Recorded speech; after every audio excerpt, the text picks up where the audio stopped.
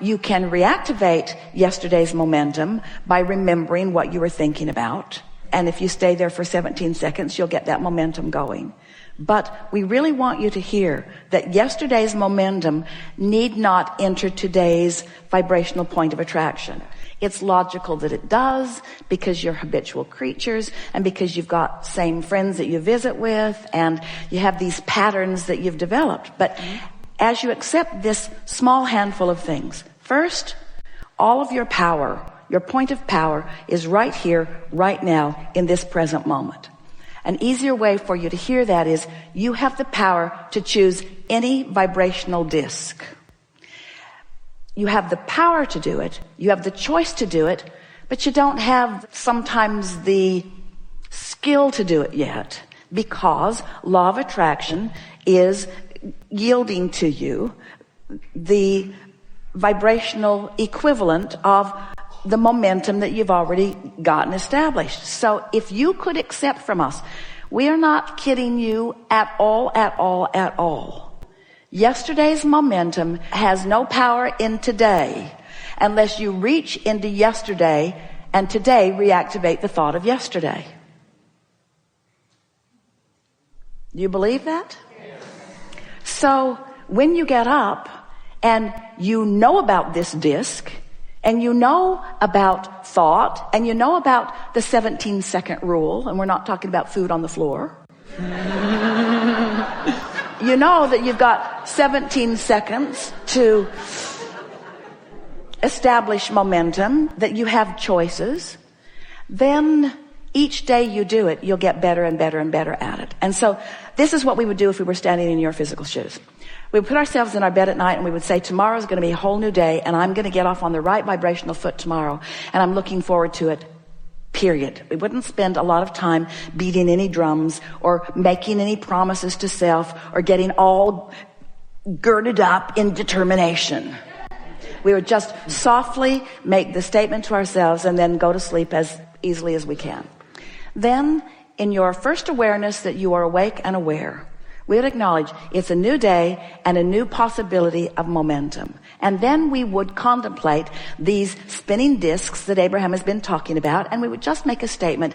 I choose the high-flying disc. I choose the highest, most resistant-free vibration that I can find. And it's going to be fun to see what that choice of that disc yields for me today. And no big deal in any event. And then we would just take the day as it comes. In the first moment that there's a dip in the way you feel, you'll have conscious awareness that you've maybe chosen another disc, and you might even have awareness of what subject it was that took you there. Because you have patterns of thought, you have issues that you deal with, you have certain people that take you there, you know that you do. And what's going to happen to you after a few days is you're not going to feel protective of this high-flying disc. You're going to feel confident in your ability to get there. Maybe for a while not confident in your ability to stay there, because life happens and you got stuff going on and there's momentum and there's people that you're dovetailing with, and some of them are easier to stay with than others. But gradually you'll begin to choose those conversations with others that are likely to keep you there and avoid those conversations that are not. But in the avoiding, there is the actual choosing of the other. So you can't walk through your day and say, I'm not going to talk to you, because that person shows right up. Just the idea that you're not going to talk to that person puts you on the disc where they live. And then every corner you turn, there they are again. It's uncanny. They're like stalkers. They're everywhere you don't want them to be. Law of attraction, make sure of that. But as you play with this for a little while, you'll begin to notice the absolute correlation between the magical things, it will seem like magic, it isn't, that begin happening in your life. The rendezvous with thoughts and ideas and others that feel better and better and better, until eventually you'll have this attitude, oh yeah, I choose that disc and usually I can stay there for a little while, and I can't usually stay there all day, and it doesn't matter because each day I choose it again and again and again. You just get better and better at navigating your way up this emotional scale. We want to talk about momentum, and we want to talk about influence, and we want to talk about the power of someone like your mother, who is now non-physically focused, who is pure positive energy, who holds no regrets, and who is focused upon you.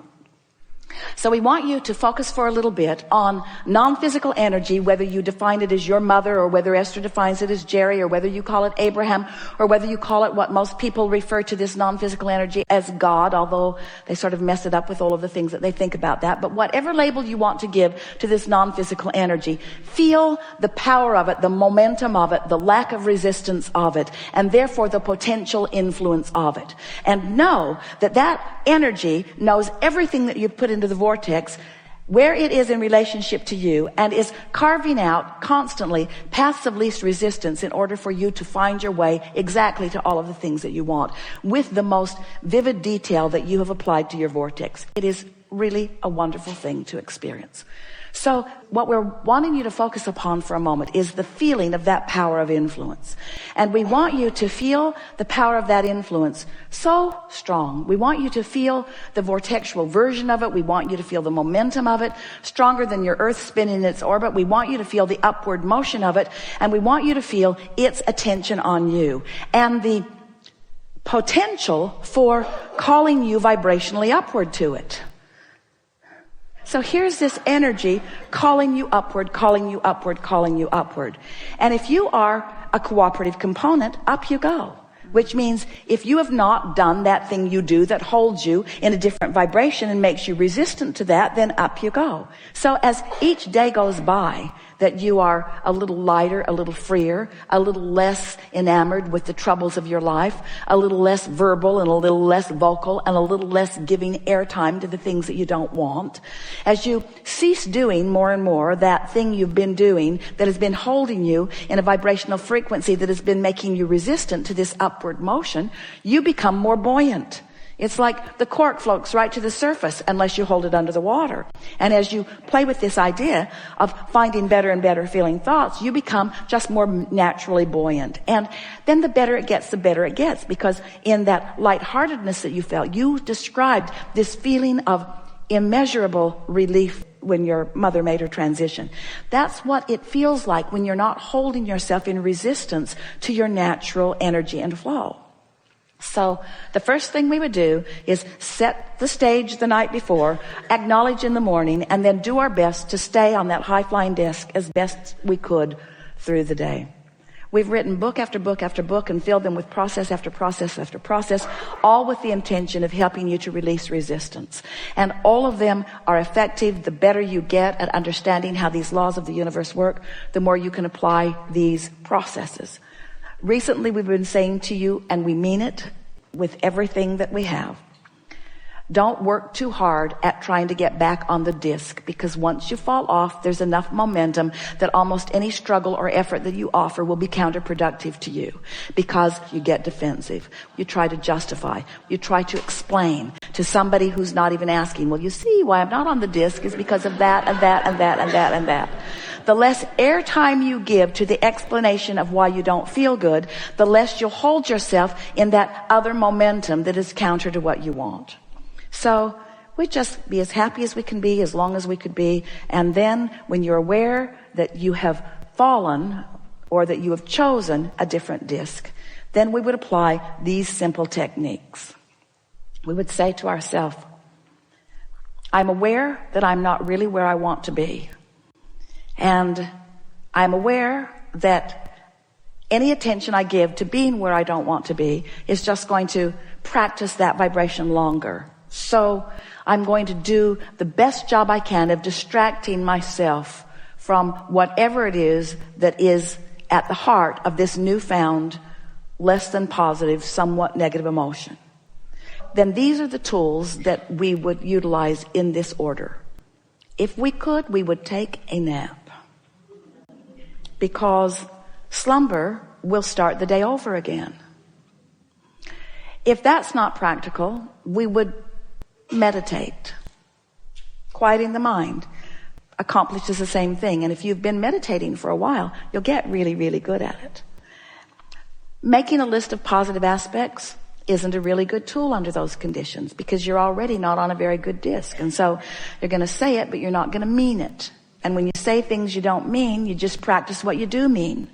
You see what we're getting at? So what we're talking about here is just managing your alignment, managing your connection Your connection to what? Your connection to the energy. Your connection to the vibration. Your connection to the vibration of source. Your connection to the influence of source. Your connection to the path of least resistance to everything that you want. After a few days of playing with this, you're going to begin to notice, some of you already are noticing, synchronicity in your life, rendezvous with things that you cannot help but understand is the universe setting you up for understanding about thing after thing after thing. Esther said, I need to start writing this stuff down because it's happening with such speed that it's intoxicating, first of all, to see how many things that the universe can orchestrate that equal, for Esther, evidence of that alignment. We wanted to say earlier in the conversation that what life is for all of you is this moment and how you feel, period. It's this moment and how you feel, period.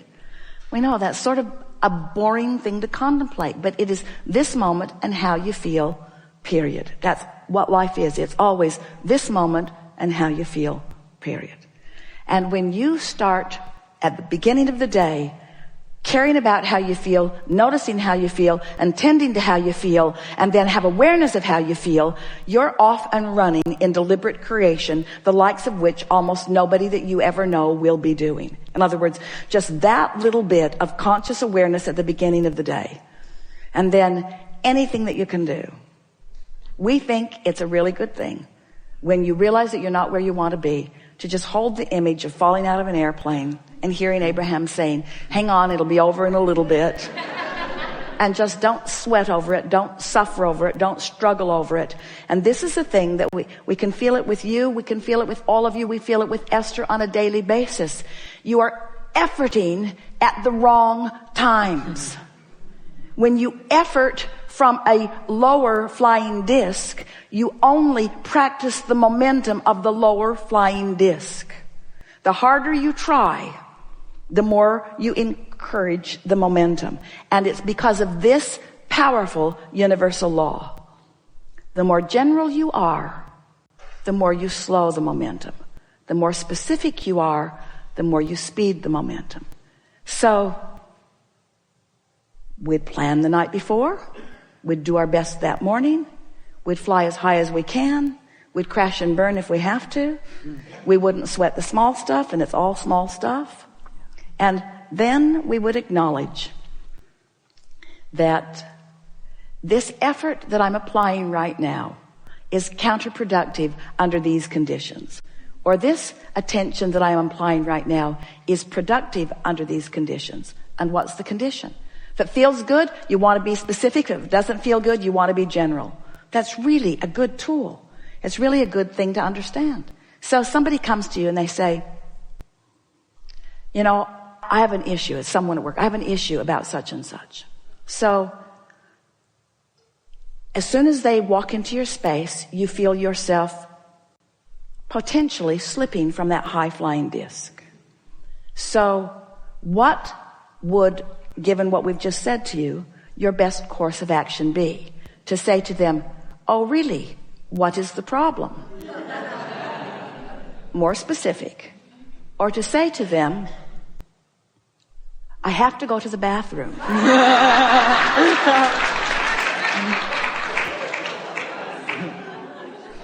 Or to say to them, you're one of the best problem solvers I've ever known. Let me know how it turns out.